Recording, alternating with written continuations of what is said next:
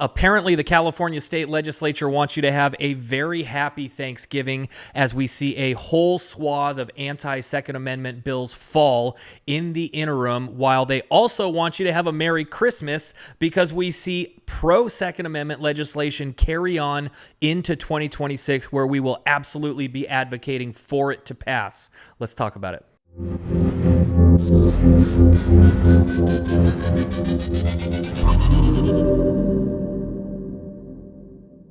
Hey everybody, welcome back to the channel today. That is right, you can see the background. We are out of the studio as we are continuing our move at CRPA. We're going to be bringing you some videos for the next couple of months right from here, right from the cellar.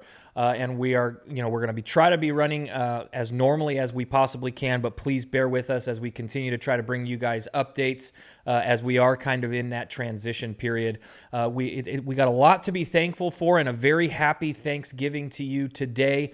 Definitely going to be walking through some legislation that has died. These are 2-year bills that we were looking forward to combating in the 2026 legislative session right when it kicked off, and these bills are already dying, you guys. This is great news. So to walk us through that today, we have brought back our legislative director. That is Rick Travis. You can also find him on AM 590, The Answer, every Saturday at 1 p.m. on Firing Line Radio. Rick, thanks for being on with us today. Always a pleasure, Kevin.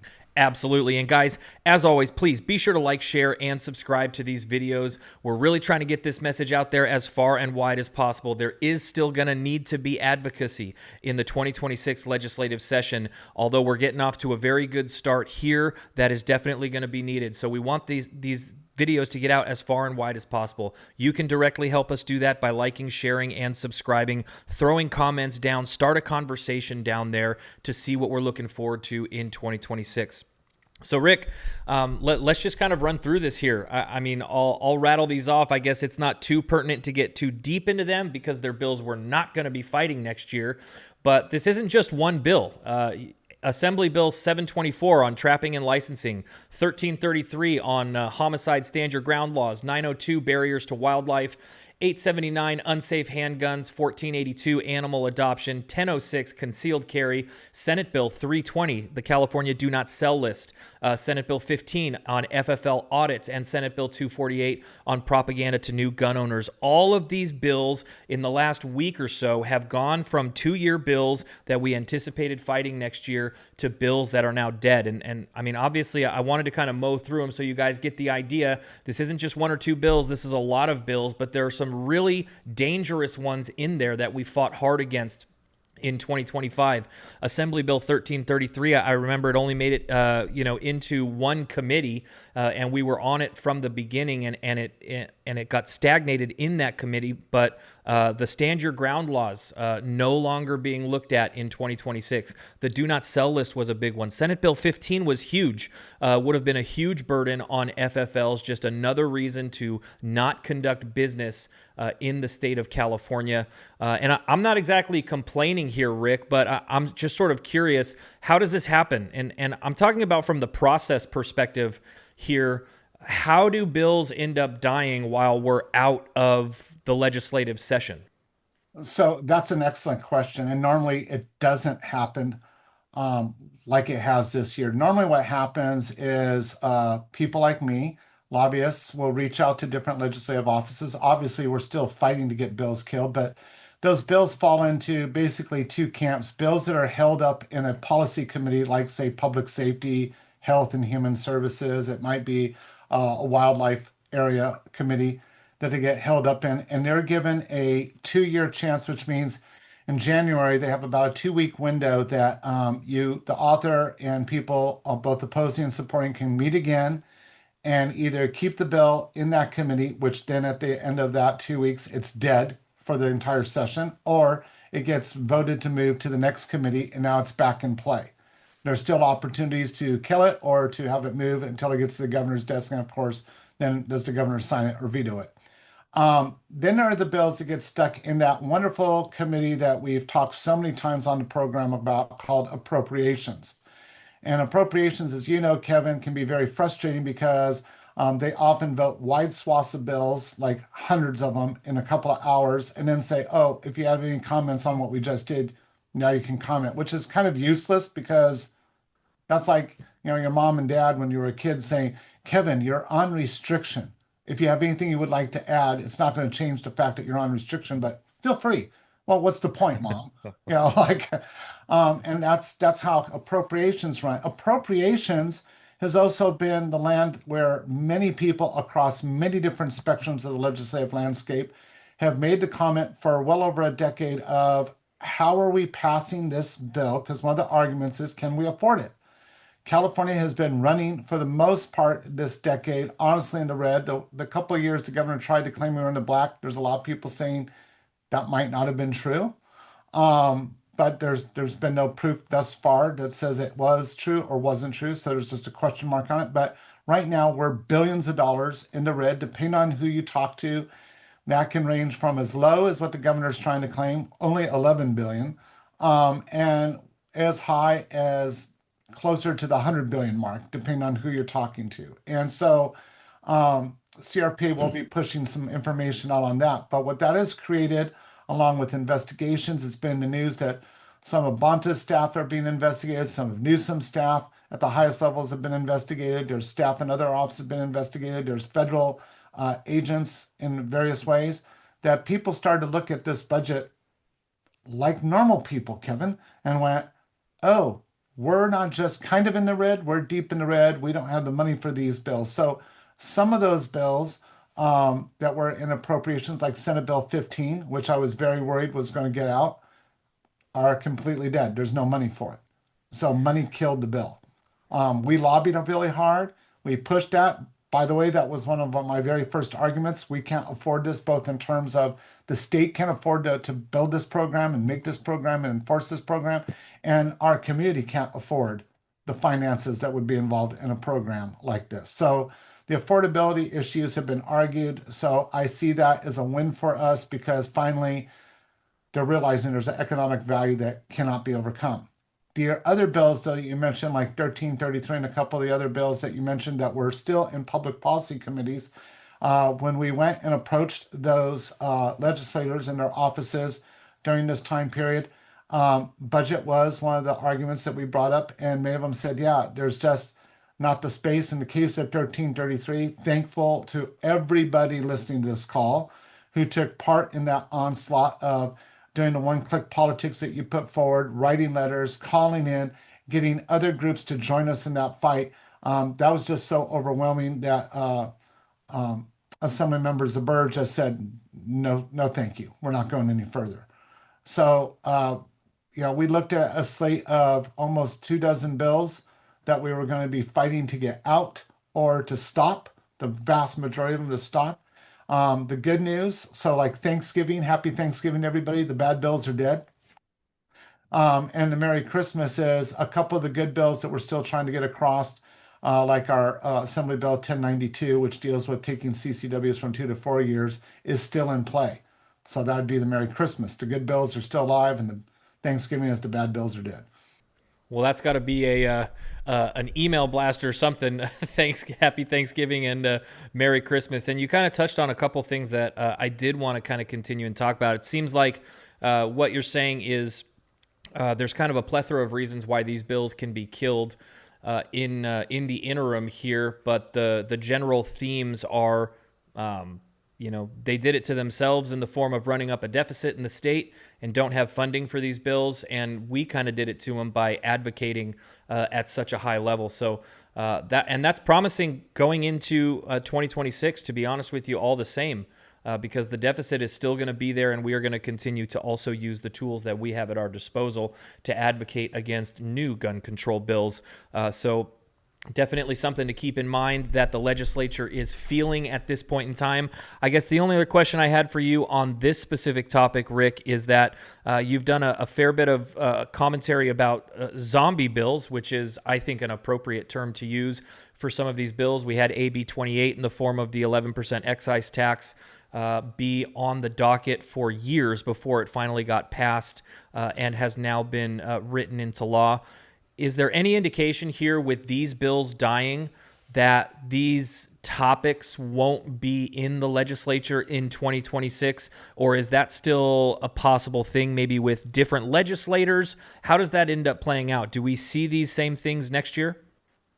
So that's an excellent question. No one has a crystal ball, so I will tell you what the consensus thinking is right now. Several of the offices that were the authors of those bills said no, they're not bringing anything up in 2026 in our space. They're just not doing it. Does that mean that some other author might not? I don't know. I haven't talked to everybody because why would I give somebody the idea to do something? Um, so. But the arguments against that new legislation, especially the financial ones, are going to be in play with everybody across the board. So I think there is a line of defense there. Now, there's some creativity, obviously, in legislation that could allow them to try some different things. We're prepped for that. And so we'll fight that as we always do. The good news is some of the bills that we've wanted to get passed don't have a financial cost. In fact, some are financial savings. So those bills might appear more attractive than they would have appeared before. So that bodes well for us in that space. Well, definitely, like I already stated, we've got the tools to advocate against these things, and you're right. Nobody has a crystal ball, so we'll have to take those things as they come, as we usually do, and we will be prepared with those tools to fight back against those pieces of legislation if they do arrive. But let's talk about kind of what you already alluded to, which was legislation that hasn't died in the off season here, and that is Assembly Bill 1092. This is a good bill for us. This is talking about CCWs. Jacob, if you could actually pull this up, let's go ahead and get the legislative digest just as a reminder. It reads like this, you guys. Existing law prohibits a person from carrying a concealed firearm or carrying a loaded firearm in public. Existing law requires a licensing authority to issue or renew a license to carry a firearm capable of being concealed if specified conditions are met, including, among others, that the applicant is not a disqualified person for the license as specified and the applicant has completed a specified course of training. Existing law makes a new renewal license issued to be valid for a period of time not exceeding 2 years from the date of the license, except as otherwise provided. This bill would, for a license issued after January 1st, 2026 and before January 1st, 2027, extend the duration of those licenses to a period of time not to exceed 3 years from the date of the license. The bill would, for the license issued after January 1st, 2027, extend the duration of those licenses to a period of a time not to exceed 4 years from the date of the license. And Rick, I guess, this doesn't necessarily require a whole lot of interpretation. If this bill passes in 2026, it's going to go from 2 years to 3 years for a CCW license, and then 27 to a 4-year license. What I'm more curious about, I know that you've done a lot of work with the police departments and sheriff's departments, is really just kind of continuing to communicate the positive things throughout the community that this bill could bring. So what are those positive things? Because they're not just felt on one end, right, which is the consumer. And I know as a consumer of a CCW license, it is kind of a hassle to have to go through this process every 2 years. But could you kind of identify on both sides of that that exchange of a CCW license where we're going to end up benefiting? Yeah, we're going to benefit in a few different areas. One of the areas we'll benefit in is law enforcement agencies will be able to lower their costs because they're not paying the same investigators to investigate you, Kevin, every 2 years. It's every 4 years. Opponents would sit there and say, oh, well, now we don't know if Kevin's being a good boy. Well, the way the system's set up, if you did anything wrong, they're immediately alerted and can pull your license. So there's no downside to doing that. There's an upside to doing it that it lowers cost. Part of the lowering cost is also that many law enforcement agencies, sheriff's agencies, et cetera, across the state are concerned that people in heavily urbanized, low income areas do not have the financial access to obtain a CCW, even though that they want one and definitely would benefit from having one. They can't afford it. But by pushing it out that they only have to come up with those monies every 4 years, they only have to take time off of work, pay for childcare, everything else that goes along with this every 4 years, instead of every 2 years, now makes being able to protect their family and take care of themselves affordable. So there's a lot of people in the middle of the political spectrum that are now like very intrigued by this and see this as a bill that actually solves existing problems. Um, People have had some other concerns because if you read the bill, it talks about for a limited time going from 2 to 3 and then eventually to 4 years. And I wanted to address that, Kevin, that the reason we did that is because if you think right now we're on 2 year cycles. So as people come into the cycle to the 4 year, you're going to end up with like this bubble that we weren't sure how it would break. But in working with the sheriff's departments and police departments, it was decided if we went 2, 3, and then 4, we could flatten that line out so it's consistent across the years as we move forward to every 4 years. People would be able to figure out staffing and everything and keep those costs reflective of being decreased and not increasing. Yeah, so the benefits on the consumer side are obvious. You guys, you're not paying for this. You're not going through the process of renewing your license. You're not having to do the training every 2 years. It'll end up being every 4 years. But it's also really important on the back end of this process. You have departments right now that have very long wait times for CCWs. This would be the solution to that. When you only have to process, these renewals every 4 years instead of 2 years.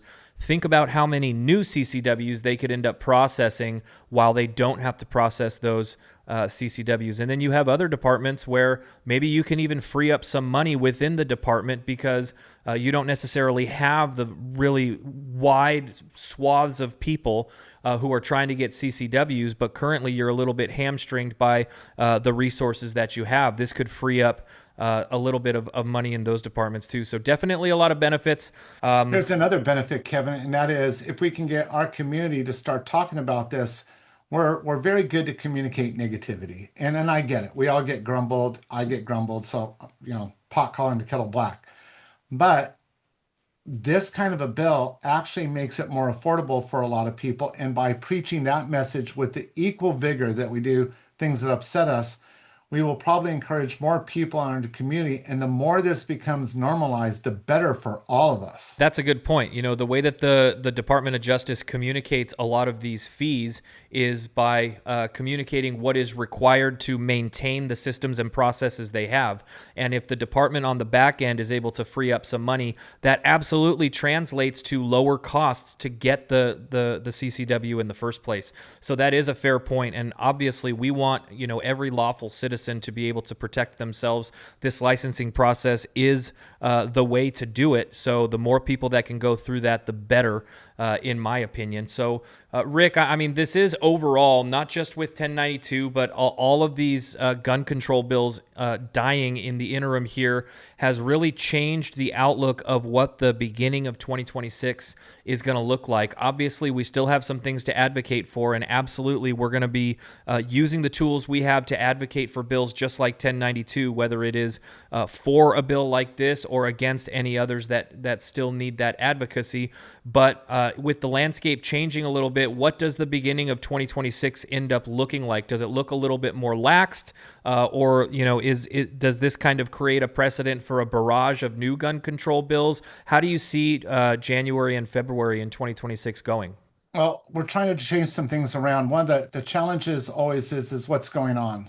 So like if there's a tragedy, unfortunately, we'll see a swath of things thrown at the map because every politician doesn't necessarily want to correct a problem, but they want to be perceived as correcting a problem that doesn't exist.